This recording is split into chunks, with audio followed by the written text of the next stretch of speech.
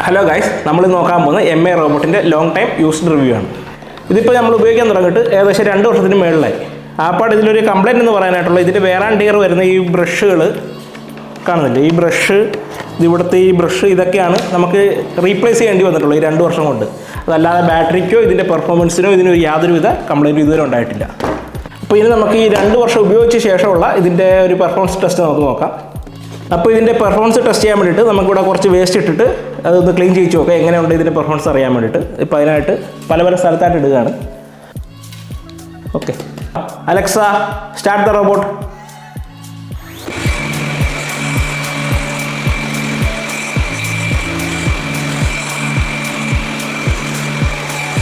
അപ്പോൾ നിങ്ങളെ കണ്ടല്ലോ, നമ്മളിവിടെ ഇട്ടിരുന്ന വേസ്റ്റുകളെല്ലാം 100% ഇത് ക്ലീൻ ആക്കിയിട്ടുണ്ട്.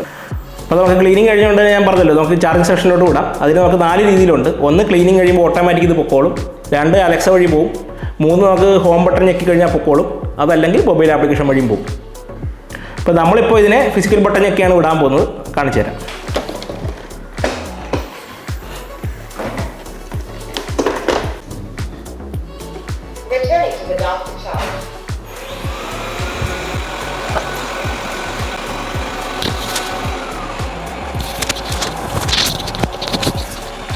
Starting to charge. Please clean the dust compartment in time.